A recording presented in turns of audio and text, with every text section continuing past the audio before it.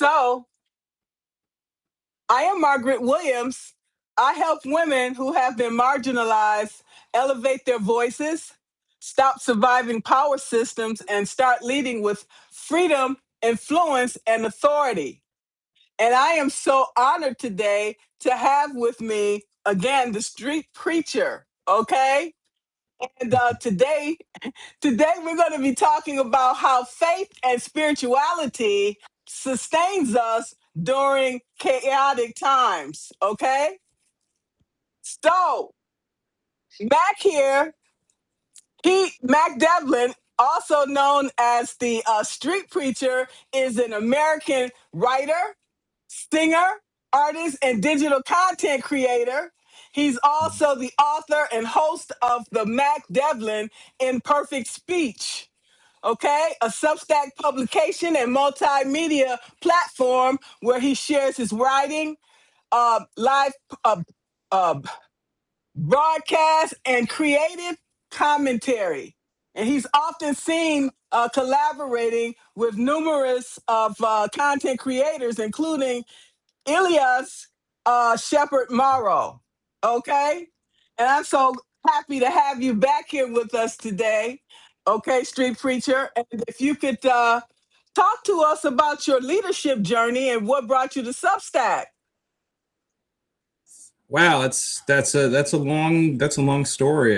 So in 1984, I was diagnosed with Becker's muscular dystrophy, and kind of I hate to say it defined my life, but it did, because I always felt like I was like in a secondary position because of it. So I didn't always feel seen, and I didn't feel seen within my family either. So just so many things happened to me growing up that were just pretty bad, and I didn't think I had any hope. And then I lost both of my parents, and like, this may sound terrible, but my father passing away gave me some freedom from his tyranny a little bit. So I was able to, I became a Christian, and I've just been on a journey of faith ever since then.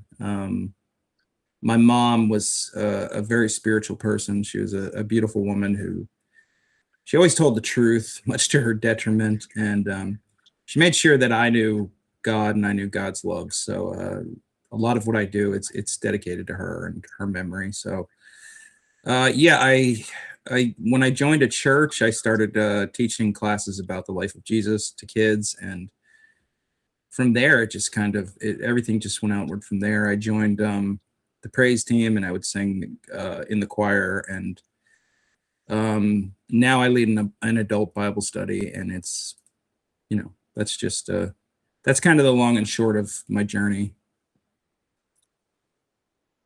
Wow, and so you use your platform to amplify independent voices, okay? And you are Yes. often frequently found, restacking and reviewing Mhm. pieces of literature and creative perseverance and personal transformation, okay? And you are Yes, ma'am. also a philanthropist also, okay? You use your platform to support charitable causes such as Make a Wish Foundation.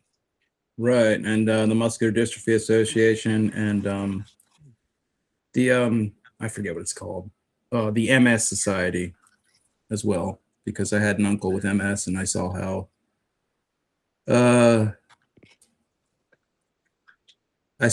uh, like, just it devastated him. And so I that's a cause that's close to my heart. And MDA, like, it not only supports muscular dystrophy, it supports ALS as well. And that's something if I find a charity that's ALS related, I will share that, because that's such a devastating disease. And you can make life easier on those families by just giving a little bit of money each month. Right? It's just like tithing. If you belong to a church, you're supposed to be what, 10% or whatever. So I Yeah. look at it this way. Whatever you give out, you get back tenfold if it's Mm. good, Yeah, yeah. And then right? whatever bad you put out there, I feel like you also get that back tenfold. Absolutely, absolutely. So I try to be cognizant of that, and which is a part of Christian faith is doing the right things. But as we know, some of us what we feel is right may not necessarily be the same as what you feel is right. Right. Yeah, we have different ideas of morality, and yeah, that's what it has to do with a lot of the division in our country is that we're divided along moral lines. And as far as politics go, I feel like if your morality is not upstream of your politics, then your politics is going to pollute your morality. So I think we should all have a moral compass upstream of our political views and things like that.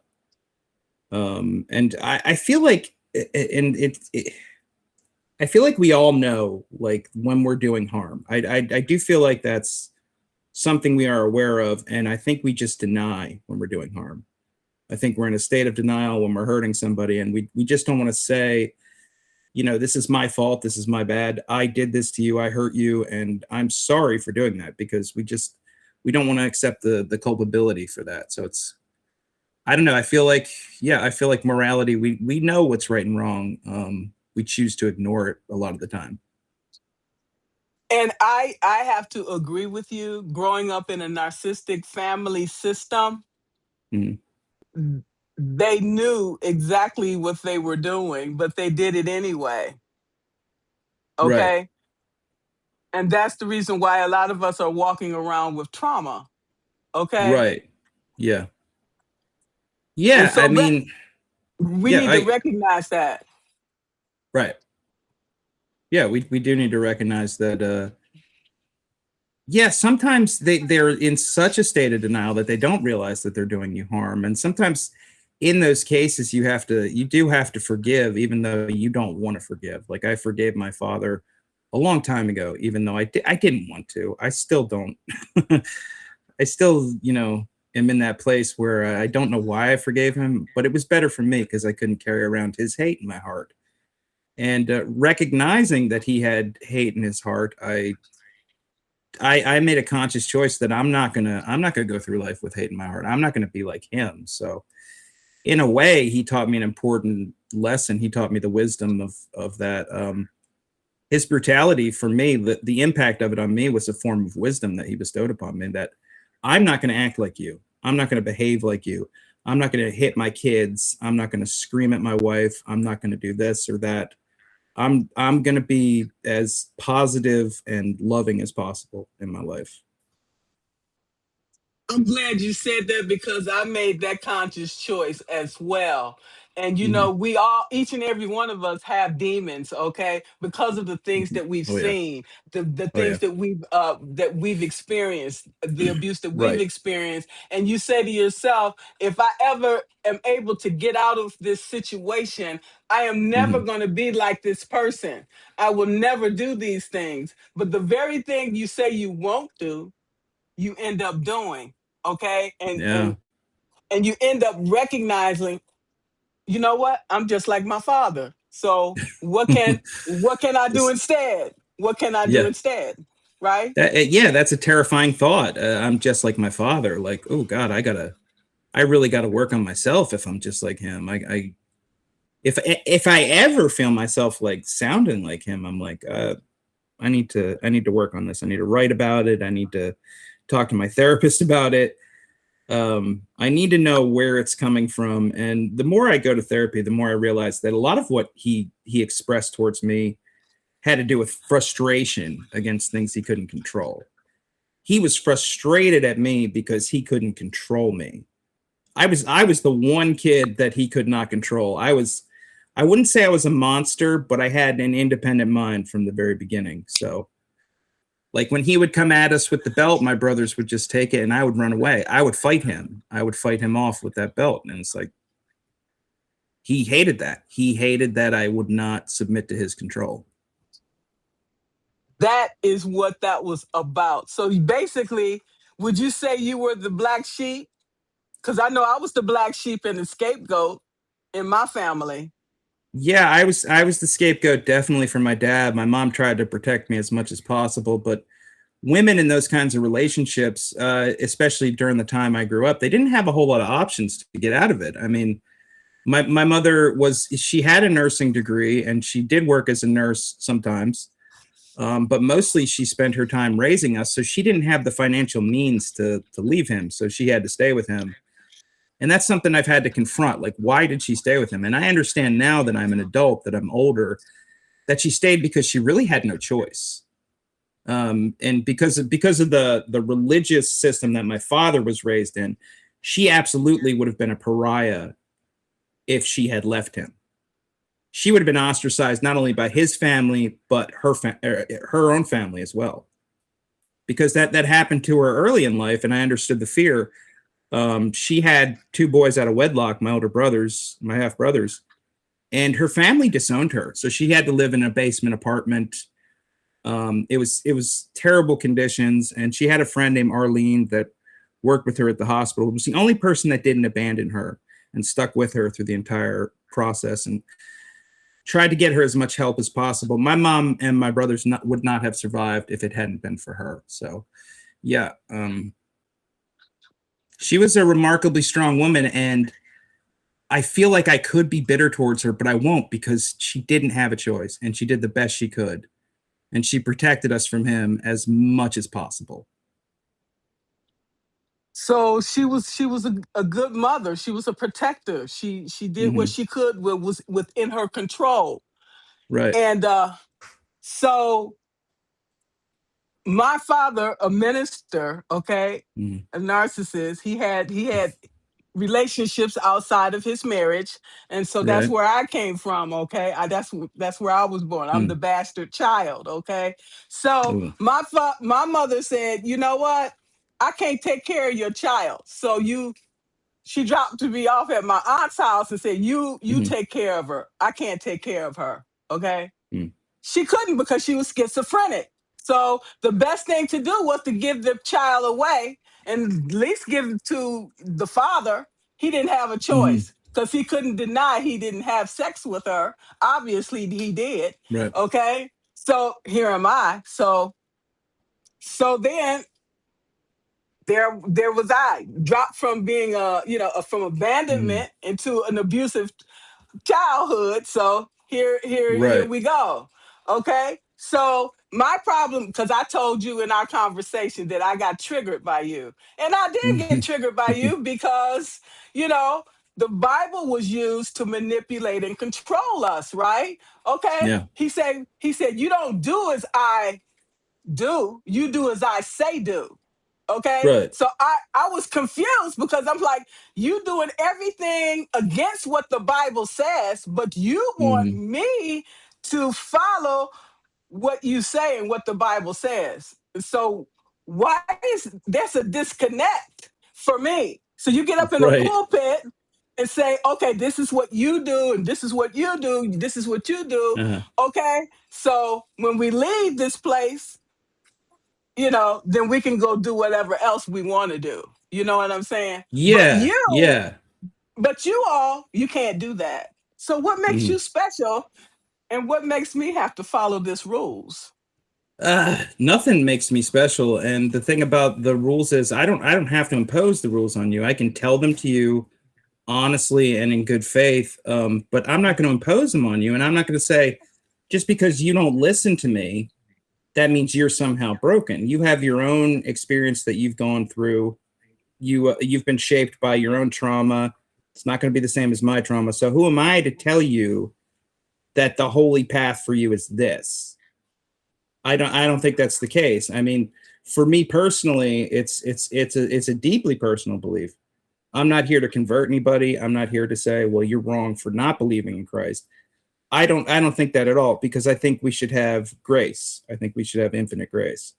And somebody in the comments said that you should find a better church if that's the case. And yeah, absolutely, you definitely should find a better church if your church is telling you that you don't belong there, or that you're completely cleansed of your sins when you walk away from here.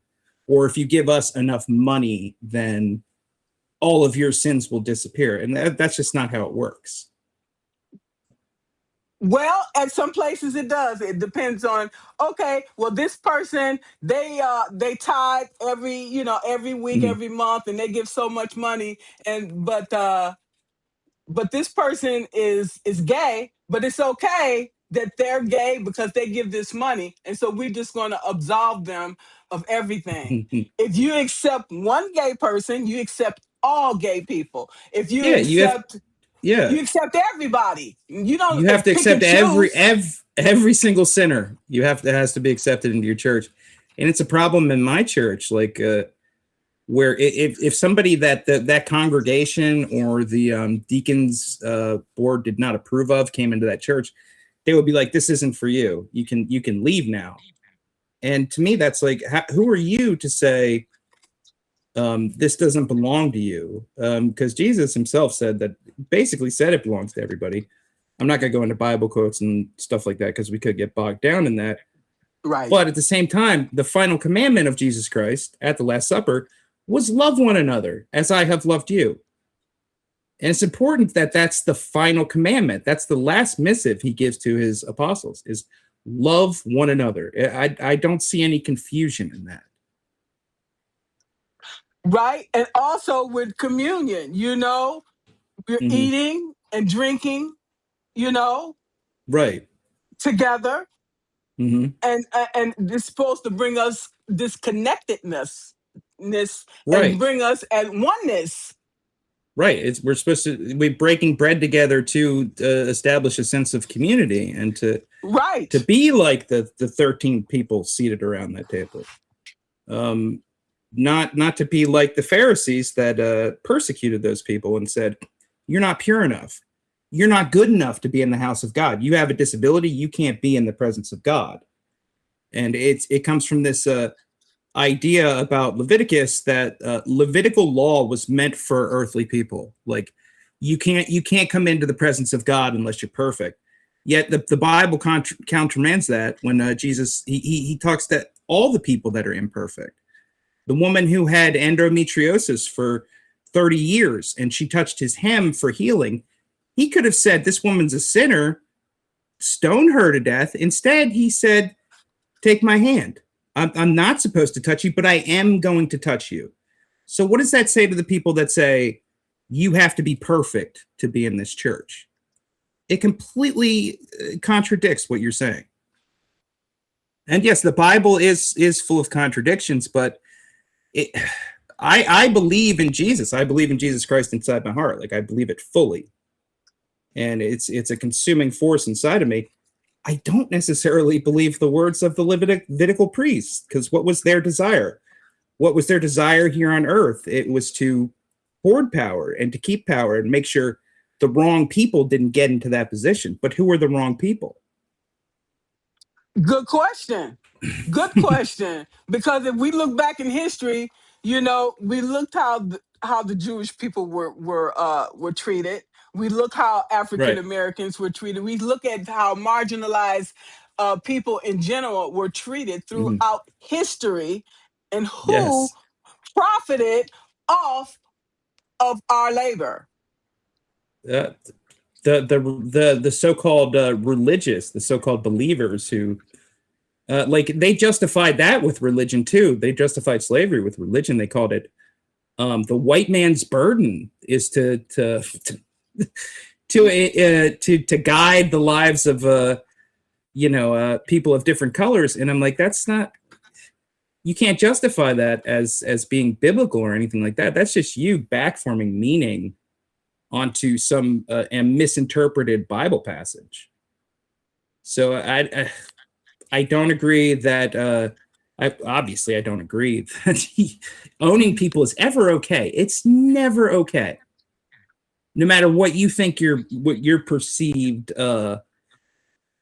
moral authority is, it's never okay to own another person. No, it's not. We could Yeah. see that.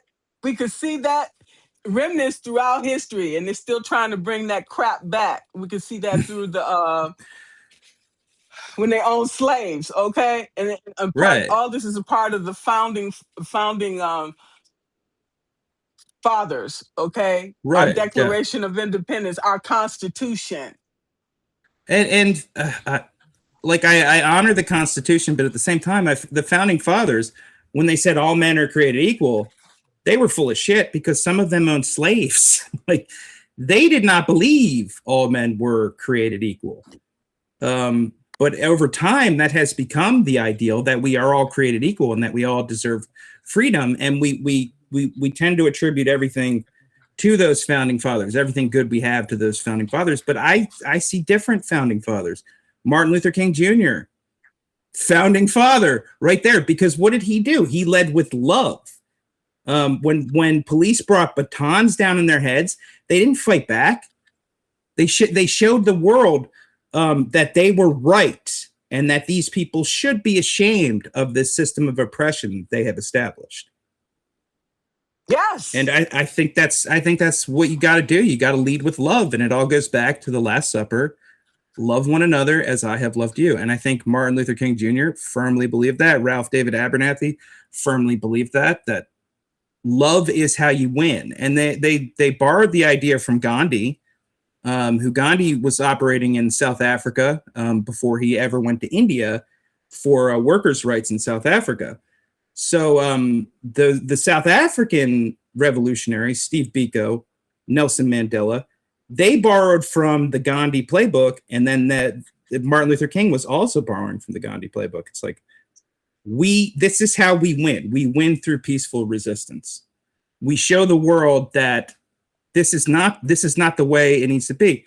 And in the case of Steve Biko, it's tragic, but an amazing thing happened when he was beaten to death in custody, and his friend Donald Woods, who was a white South African reporter, they had both been banned from speaking against apartheid. And this white South African reporter took the photos of Steve Biko's body out of the country and gave them to the press. And the world reacted. They didn't say, well, he deserved it. They said, oh, this is monstrous. We need to stop this right now. And that led to the collapse of apartheid. So it's like, and it was one guy's love, the Black consciousness movement. He said, we are free as long as we are free in our minds. And as long as we love each other, and as long as we continue to love each other, we will continue to be free.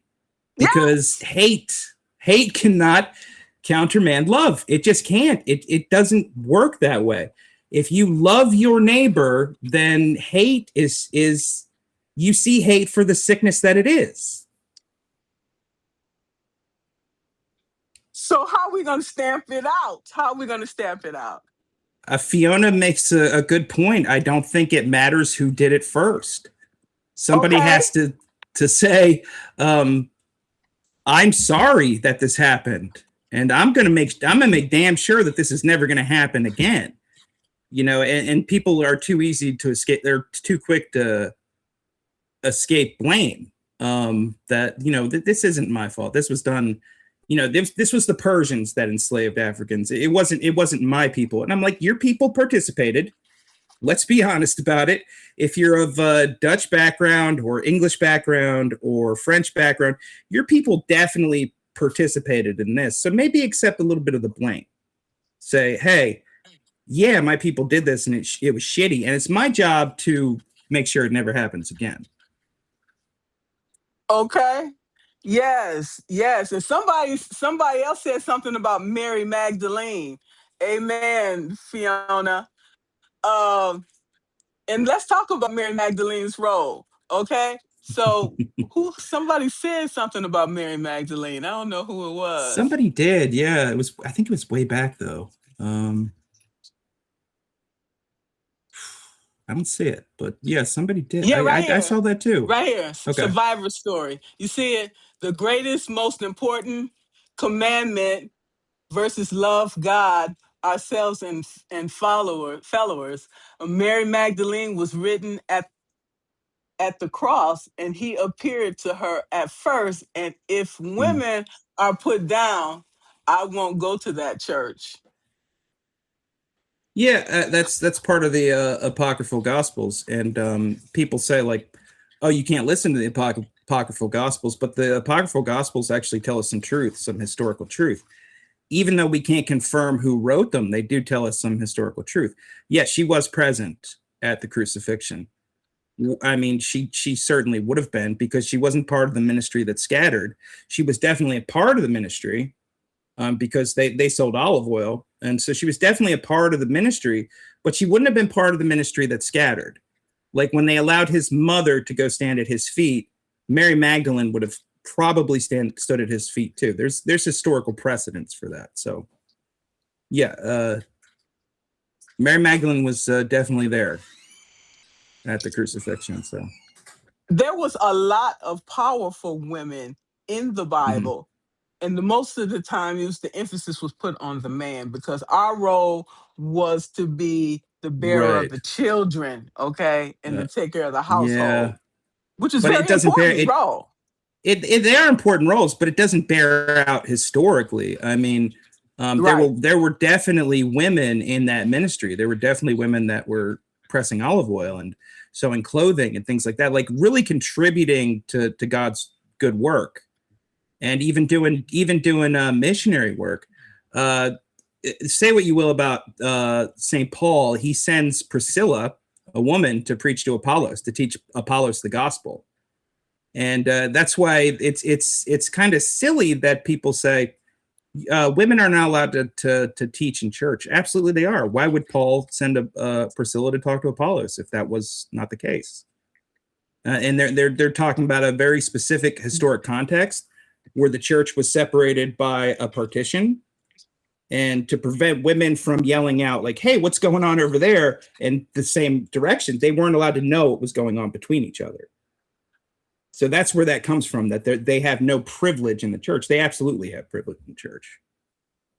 Well, they make you want to think that they don't. But now I heard something recently. I don't know if it's the Lutheran Church are going to let women become more involved in the ministry of the church, and I think it's Mm. high time. I think it's high Yeah, time. I think that's fundamentally important, because I think there's this tendency to say that it would be better if one gender was in charge or another gender was in charge. I think when we work together, we are effective. I think because we do have different thought processes a little bit, and if we work together and we combine those different thought processes, think of what we could actually achieve, instead of saying, "Oh, I'm better than you, so you got to listen to me, you got to defer to me."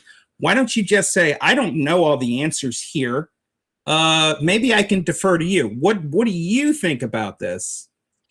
What does the woman in the church think about this?" um yeah, that kind of thing. I love that. And take it a step further, then we can also incorporate these same type of principles within our government system. Yeah, exactly. Like, let's listen to each other. Let's stop all the bipartisan bullshit, and let's figure out how to actually fix these things, because it's not all evil on one side and the other. There are some good people on both sides, and I know that's a loaded term because our president said that about Nazis, and it's like, Yeah, no, right? there's no such thing as a good Nazi. Let's dispel that Exactly. rumor right now. No such thing as a good Nazi. So yeah, it's like I don't know his name, but he says, imagine a family structure. If it was like a family structure, in our halls of power, where even if we disagree on something, we can come together. Like, I fight with my brothers a lot. I fight with my brothers all the time. But when something needs doing, we come together and do it. It's like we're not we're going to put aside our bullshit differences for the collective good, for the basic need of the group, of the tribe. That's what I call rational thinking. Okay, rational Yeah, and thinking. that might surprise people coming from somebody called the street preacher. I think a lot of people would see this name and be like, "Oh, this is going to be somebody who's irrational and probably hates this group or that group." I don't hate any group. I think everyone is entitled to come to Christ, no matter their sins, no matter their background, no matter who they love. I think if love, honest love, is at play, then who are we to exclude you from it? Because it goes back again to that last commandment. Who's to say that one man loving another man is evil? It's not evil. It's if there's real love in play, how can you ever say love is evil? I have no idea. I have no idea. And I wanted to make a point here about something because I read this and I wanted to discuss it. Uh, Okay. Survivor said the tongue honestly has the power of life or death. Many misogynistic misinformation informative churches right, only talk about Eve. And when right. I was on Facebook earlier and they said misogyny is when men don't like women, and I don't know because I know that narcissists, okay, have a problem with their mother, okay, and Hmm. that their mother didn't treat them like they were supposed to be treated. Okay. And Right. so people, they're walking around with these mother wounds, walking around. And I had a mother and a father wound. So we got all these Hmm. people out here that are not taking care of themselves as far as getting the help that they need. And then taking all of Right. these things out on other people. So that's what, when I think of misogyny, that's what I think of. That you come down on women so hard, you act like you hate us, and honestly, in honesty, he does. And I think about the president. Do you really hate us? Did you have a really complex with your mother that is damaged you to the point of no return? I mean, I believe so. He's passed through so many relationships in his lifetime. It's like he doesn't. I don't think he has that concrete value of respecting women. I don't think he's ever had that. Honestly, I really don't. When he called that reporter a little piggy, I was like, come on, dude. Like, if that was the street, and you said that to a woman in front of me and my brothers, we would not be cool with that. We would call you out for that, and we might even pop you in the mouth for it because it's Yeah, just right. it's wrong, right? I mean, I don't. I think that's the problem with him is that he was never held accountable for anything. He never had to be held accountable. That's what happens That's a problem. when you have money and your daddy gives you millions of dollars to start your own business. You've never had accountability. And how can you, and this is the thing I have with people in power, how can you claim to understand the plight of somebody who's starving to death if you've never been in that position once in your life? If you've never lived on the ragged edge, how can you claim to care about the poor? You don't know what the poor go through. There's that complete disconnect that he has. He's never been poor. He's never had to struggle. So why would he have compassion for us? Exactly. And why would we turn around and keep repeating the same thing over and over and expecting different results? That's why we getting the same results. Okay. Right. Put it Well, I mean, it's this myth of like fiscal responsibility. Like a millionaire in the office is going to be good for us because he has fiscal responsibility. You know who actually has fiscal responsibility? The mother that has to budget $400 in food stamps a month. Like if Yes. we if we want someone really running the country who could cut the budget and say this is how we make things liquid again. This is how we keep our country going. Then get the person who's had to clip the coupon and can say, well, we don't need. Why do we need this $1 billion in the military when we could give that to social welfare? Like, where is this $1 billion going? And there's all kinds of funds in the military, like contingency funds for this might happen, or we might need to build these jets. And it's like, why are we doing that and not solving the problems that we have in our country now? There's children starving. Like they decide the best course of action is to cut the school lunch program. That's not helping What the hell are you nobody. defend? Yeah, what the hell are you defending if your people are starving to death? The threat's not going to come from outside, then it's going to come from within. We see that throughout history. The Haitian Revolution, the French Revolution, the American Revolution. If you starve the people, they're going to rebel against you. And that's just the plain truth of the matter.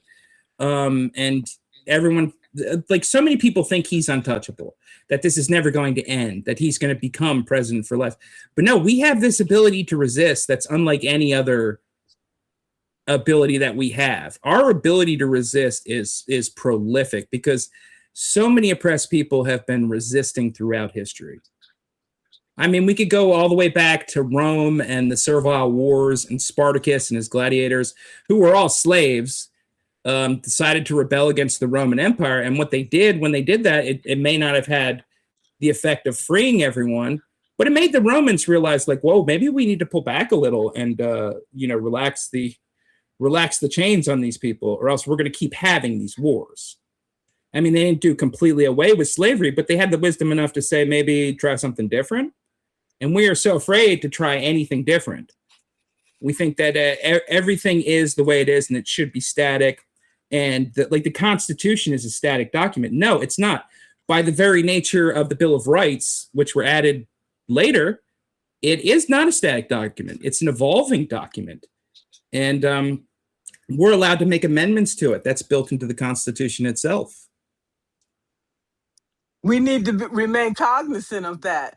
And every time they get into office, okay, and they have a bill in there they don't like, the first thing they do is start their legislation. Okay, we need to be Right. doing the same thing. We need to be proactive as well. Yep. Exactly.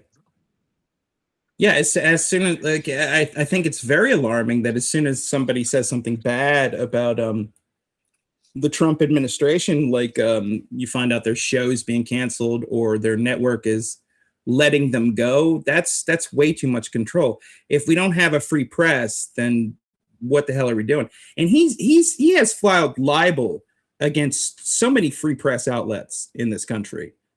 And it's like he does not want freedom of press because he knows that that's the voice of the people. Agree or disagree with it, it's the voice of the people. He'd rather we get all of our news from his selected, chosen outlet with his sycophants. So he'd love it if we got our news from nothing but Fox News. Which, going back to censorship, so we have to put an end to these things now, or things are going to continually get worse. Okay. And so, Right. how do we bring this in, the spirituality and our faith in, to make these necessary changes Well, that need to be I made? think the Christian needs to say, no, this isn't right. Like, you post a picture on your Twitter account of you shaking hands with Jesus. Like, really, you're shaking hands with the person that's the savior of my soul, and somebody at church is going to say, oh yeah, I love that he did that because he is blessed by God. I'm like, by what metric is he blessed by God? Let's again go back to that last commandment. Is he leading from love? Is he loving others as Jesus loved us? Absolutely not. And the church will justify that, like, he's great for the country. Oh, look what happened here. He removed the immigrants, stuff like that. I don't think that's you can't say that you're a Christian and do stuff like that. And you can't deport people like that have not committed any crimes to prisons in Ecuador and expect them to get a fair trial in Ecuador. Really? Come on. That's just not the case. Some of those people had never even lived in Ecuador because they Exactly. Like, you're deporting people to countries that they didn't even emigrate from. And why are the borders for immigration so closed off? Like, we have essentially an open border with Canada. There's some restrictions, but we have an open border with Canada. And Mexico, we're like, no, we can't have an open border with Mexico. And let's be honest why that is, because Mexicans are brown people. Like, let's be honest about that. We don't want Mexican people coming into this country because of the party line is drugs, right? They bring in all the drugs. Drugs come from Canada. Drugs come into Miami from Cuba, from the Dominican Republic, from South America itself, everywhere. And yeah. don't give me the shine and say that there's a war on drugs when so much points to you not actually taking the war on drugs seriously. Like, look at the crack cocaine epidemic in California in the late 80s and 90s. Where did that crack cocaine come from? It didn't come from some kid on the street who was just like, yeah, I'm going to go get some Colombian cocaine and turn it into crack. Somebody said, hey, the Colombians have a pipeline on this thing that's you could make a ton of money off of it. So The government was making money off that. What they call it, the contra something. Yeah. There was we make money off of all kinds of dirty deals, and then pretend like we're the good guy and everything. It's like we're not the good guy and everything, and it's our responsibility as American citizens to make sure they know, hey, we're not being the good guys right now. Like I think you, me, I think people in this chat, they all want to be the good guy.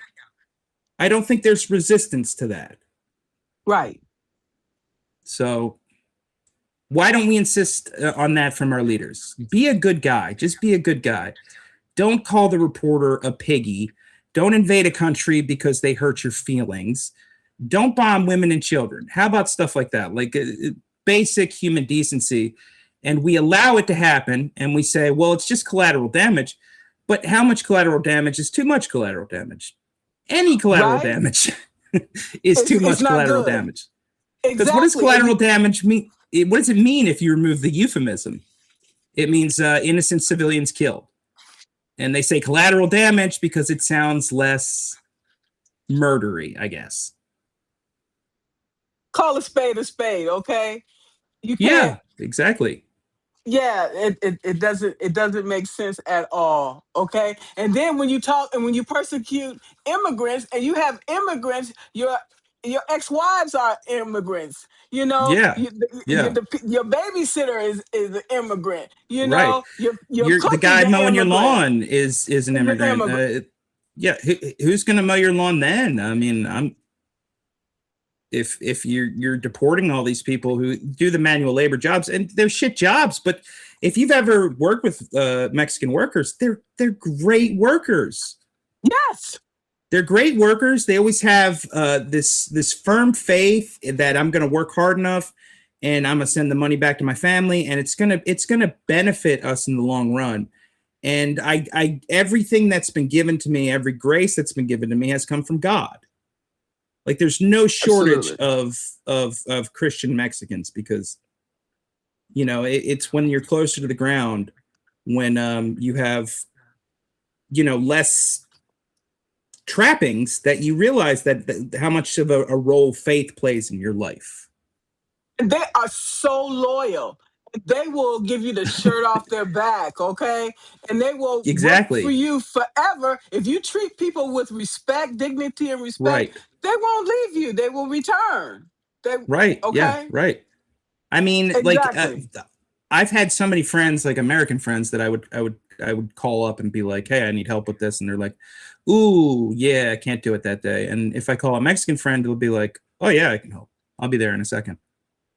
It's like it's a different work ethic entirely, and it's like we call these people criminals, rapists, things like that. I don't call them that, but you know, our government calls them rapists and criminals, and it's like, have you ever had a conversation with one of these rapists and criminals? They're pretty decent folks if you just talk to them.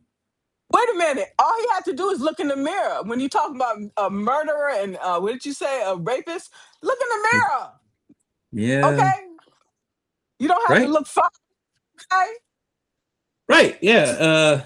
You know, and you know, murder's done in degrees. What is war crimes are not handled in degrees. War crimes are treated one way, you know.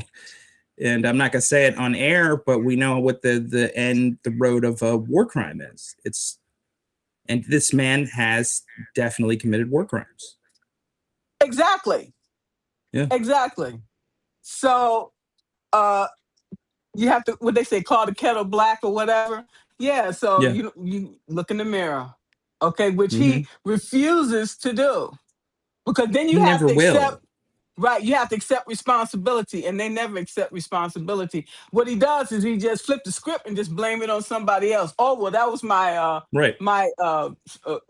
secretary over there. He talked to him. He the one push the button, not me. Okay, it's always somebody else's. It's always somebody else's fault. I reacted this way because you did this to me, or it's always somebody else's fault, and zero accountability, zero ability to say my bad, mea culpa. He's just zero responsibility for his actions, and I think we know why that's the case. Affluenza. He's never had to work for anything. He's gotten everything handed to him since he was a kid, so he doesn't have any need for accountability. No one's ever held him accountable, so why don't we hold him accountable? Like we have that Well, we power.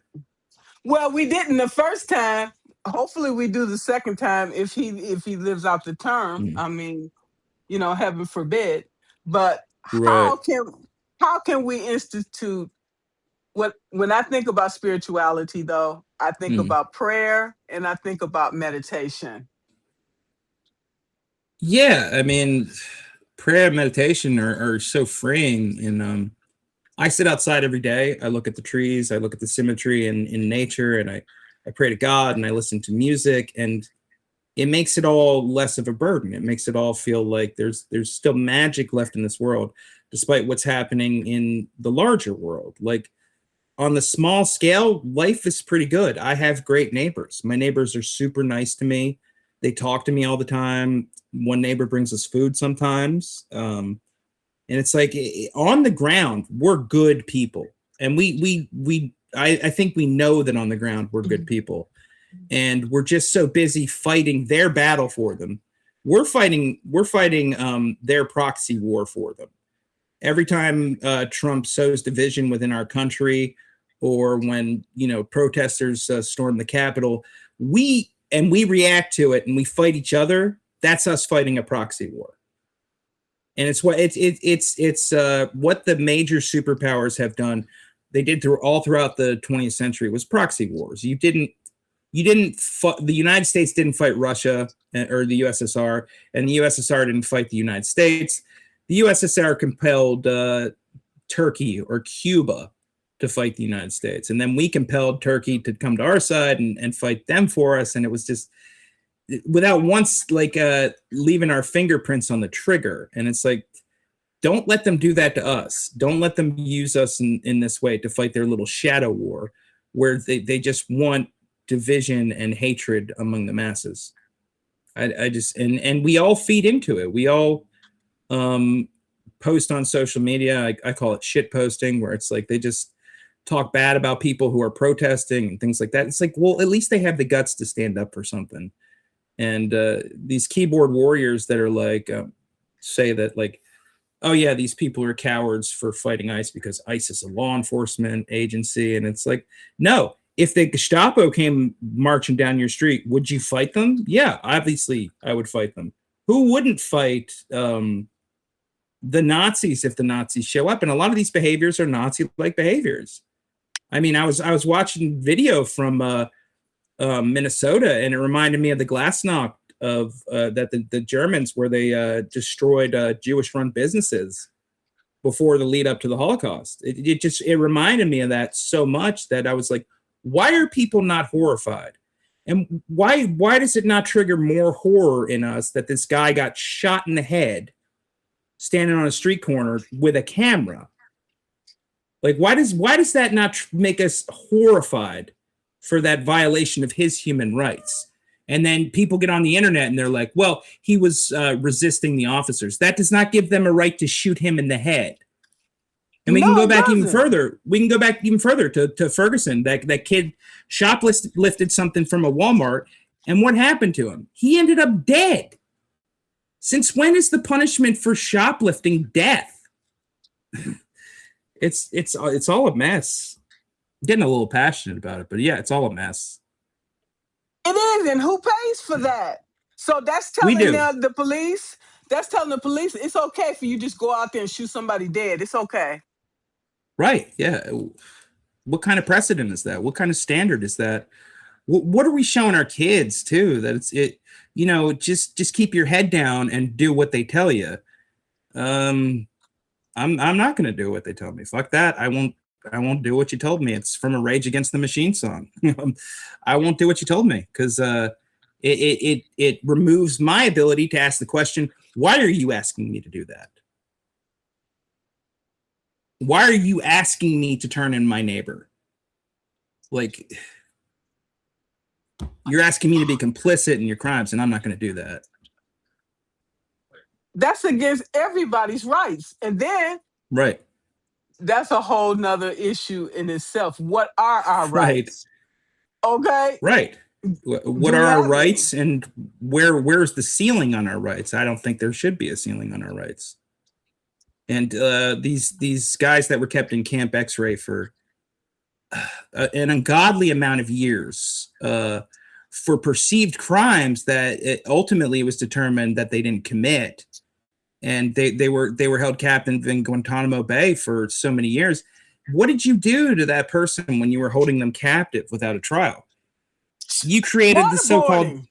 yeah, and you Waterboarding. create the so-called enemy of the state that you were fighting. If he didn't hate the United States before he got in there, he's definitely going to hate the United States when he gets out. And if he get a chance, he gonna attack you.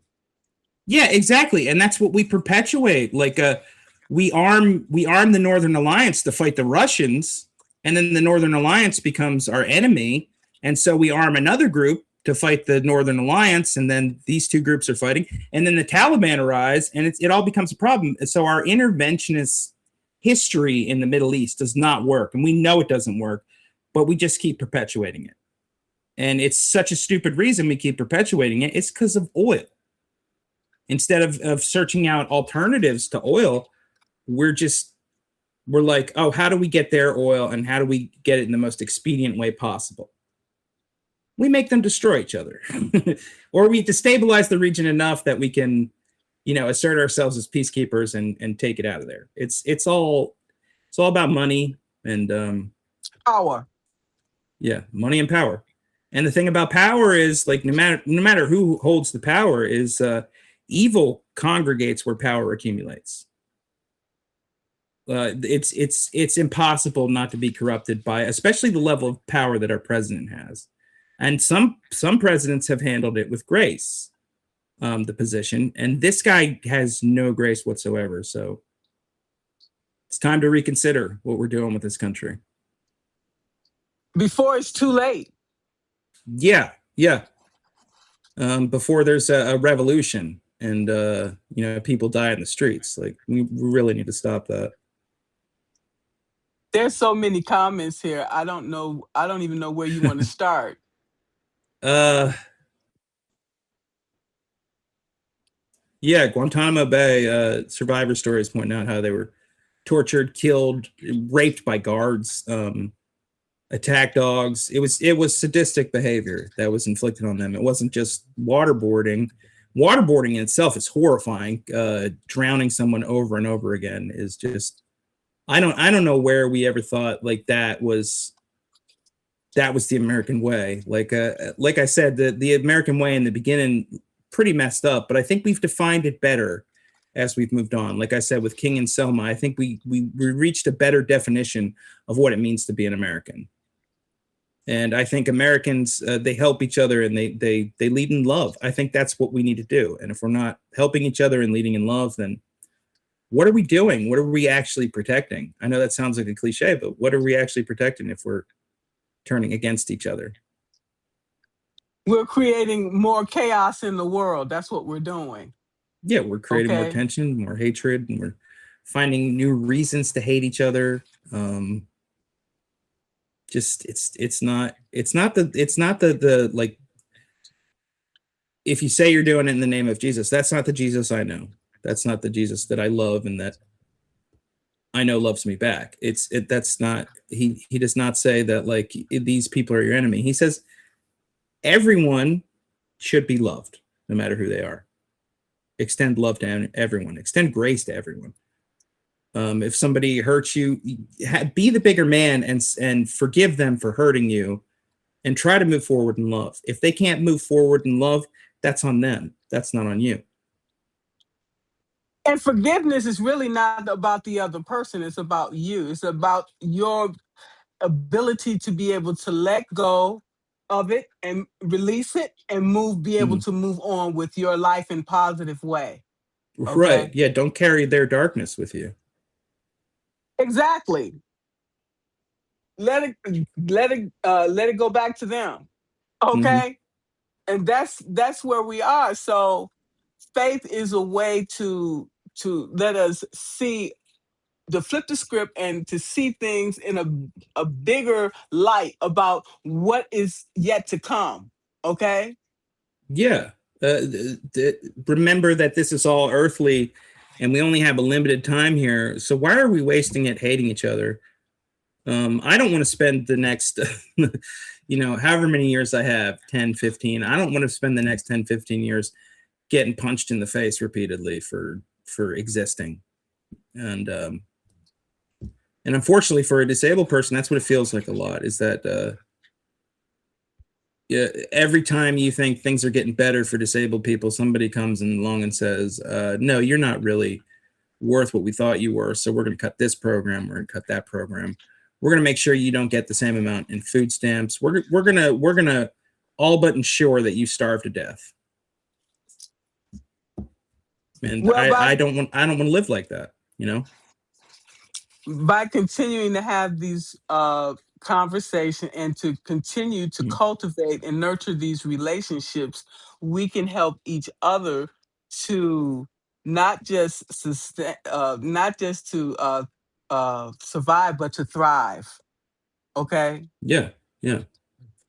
There's a pray for Trump. That's where, yes, you should. I do think you should pray for Trump. I think that you should pray that he has his heart changed. Um, I don't think there's anybody that's really irredeemable. If you can, if your prayer leads to him changing his heart, like what harm has it done? If we Nothing. can't, No. yeah, if we can't do it the right way, which by this point I'm wondering why we haven't even started to do it that way. If we can't do it the right way, let's pray that he has his heart changed. It might be a futile gesture, but do it anyway. I And I have right. no hope for him, but the Jesus that I believe in does. Like, To me, this is a lost cause because he has already sold his soul to the devil. So he couldn't return from it anyways. Okay. It's that's the signed, way I sealed, and feel. Yeah, delivered. It's signed, sealed, that's the and way I feel. delivered. Yeah, I mean, if we're to believe the Bible, should anyone harm one of these, let a millstone be tied around his neck and him be cast into the ocean. He was referring to children. And you can't tell me there hasn't been abuses of children by that guy, because the beauty pageants, the Miss Teen USA thing, and yeah, I do Grab, think that man, yeah, yeah, yeah, yeah, grab her by the, exactly, exactly. exactly, yeah, yeah, yeah. It's horrible, and yeah, I do think he's going to be held accountable by God, but we can still pray that somebody has their heart changed, because some truly awful people Sure. have had their heart changed throughout history. But again, I don't Sure. think it's possible for him. Sure. Absolutely. So I really want to Yeah, thank you pray for for him coming anyway. in. I was happy to Absolutely. do this. I was happy to Yeah, do and I this. was too. I was too. Thank you so much. This has been so heartfelt. Yes, ma'am. I really appreciate you. I really appreciate you for giving your voice and speaking out against these things. I saw you with Nick and them or Walter. I saw you with Walter the other day talking about this and resistance and things like that. And I admire that about you, and I'm so glad you're here doing that. I appreciate that, but I'm getting a lot of pushback. But we have to do what we have to do. As our mixed intel said, we have to be the example. Okay, Hmm. we got to be Hmm. able to not only talk the talk, we have to be able to walk the walk. Right. Right. Yeah. Right. There's going to be resistance, and it takes a profound act of courage to resist that, or to stand in the face of that resistance and just continue what we're doing. And I plan to do that. Like, even if somebody tells me that I need to stand down, or I'm not going to do that. I'm gonna keep moving forward in faith and love, and building a community and including people from my community in what I'm building. That's how I see peace. And I'm not interested in my own personal legacy, but I am very interested in the world we leave behind for younger people. Absolutely. Absolutely. Thank you so much, Street Preacher. Thank you for You having me. know, It you was it are was. you are everything. Thank you. I Thank you so appreciate you. I much. appreciate it. You're welcome. Bye You bye. too. And thank you all for your time. Bye bye.